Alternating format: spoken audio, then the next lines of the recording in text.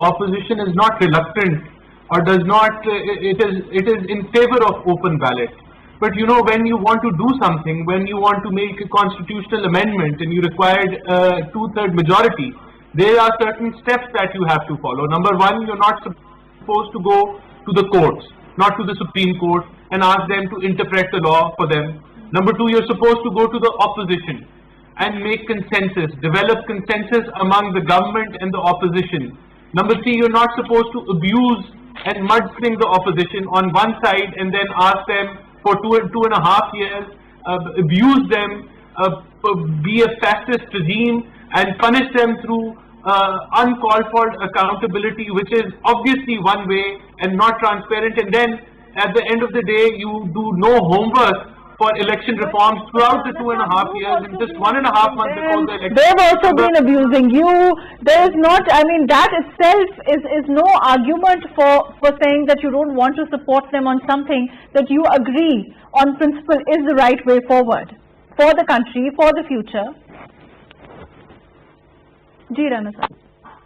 Is to achieve the two-third majority, you're supposed to set up a committee where you call all the parties, all representatives of different parties in the parliament, and then you have a discussion and you bring a complete amendment to you bring complete election reform. You just don't cater to one single agenda of Senate elections. You talk about no confidence motion, how open ballot should be over there as well. You should talk about selecting the chairman, how open ballot should be over there as well. And there are different debates involved in this.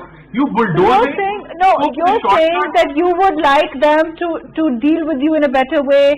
You would like to have a better relationship with the government. But isn't that true? I mean, it seems to be happening from both sides, right? You can't really just blame the government unilaterally and say that it's not there. Maruf, for example, if they had set up a committee 6 months back and invited recommendations from all parties, maybe there would have been a discussion. But this time, when they tabled the bill in the assembly, there was no discussion. But they skipped all that. Willing to have a discussion then? They brought it to the standing committee, and there was not a discussion. They did not hear the opposition speak. And when in the assembly the opposition was speaking, look how the government was reacting. They were thumping desks. They were putting up slogans. That's what the opposition does. So you know, the government, even if it had a good intention, it truly failed itself.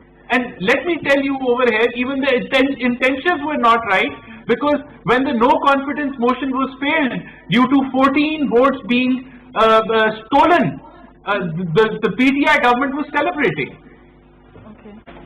I'll tell you why they didn't do it earlier. Because, you know, they are so incompetent that they don't know how things are done.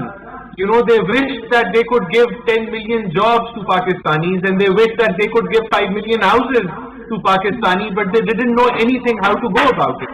They announced that we would not borrow from the IMF or anyone, and we would commit suicide. So they are so simplistic. They said that, you know, $200 billion are going to come from abroad and every problem of Pakistan is going to get fixed. So this is their incompetence, that they are far away from reality. They don't know how to... They're incompetent. They don't know how to run the country. This is what you are saying. They don't know... Just a second. I'm agreeing with you. I'm saying that, you know, they don't know how to run the country. They don't know how to provide the jobs, they said. They don't know how to build the houses. But why don't you do it for the people? You know, you are saying, your leader is saying that this is all about the people. You are saying, the PDM is saying that this is about, you know, you go and you say that the narrative is ke vote ko izzat do, then you say the narrative is ke mehengai march, then you say that the narrative is to rid the people of this elected government. So why don't you support them in this? Why don't you support them in this? Because principally, even today, Maryam Nawaz said, when she spoke to the press, she said that principally, you agree. She agrees with the principles that this should be open ballot, and that were it anyone else, then perhaps, you know, they would have agreed, if I'm not wrong. Ji. Maruf, again, you know, there are procedures to reach to a certain target. You cannot bulldoze, you cannot skip through them. there has to be input from the opposition. I mean, they keep on saying that we wanted an NRO during the FATF. We worked with the government for 13 bills. We passed FATF bills with the government. And at the end of the day, when, the government brought the amendments, what was, we've discussed this before as well. Let's, seek a scenario where they would have discussed those NAB bills in the standing committee, in the relevant committee, and if those bills would have been tabled. But they're saying you've been obsessed with your issue with NAB, with your issue with accountability. You're not interested in running the country. You're not interested in changing procedure. You're not interested in any of those reforms which the government, they say, are interested in. Farooq, I'm trying to expose their claim that we wanted an NRO from the FATF bill. So, if they would have tabled those in the standing committee, they have a majority in the assembly, they would have exposed us there. They did not discuss it in the committee, relevant committee, and nothing got tabled through the assembly. So, I mean, they've just, they're politicizing it. And one more thing, our President PMLN Shehbaz Sharif announced since day one that we should sit together for a charter of economy, but they were not interested. And look, when Corona happened, all parties were present in that meeting, and Imran Khan, after giving his own speech, left. So he's not interested in sitting with the opposition.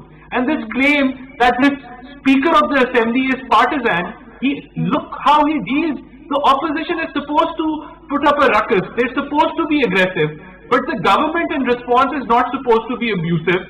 They're not supposed to be thumping desks and be sloganeering. They're supposed to be patient. So obviously, the lack of any sort of initiative is from the government.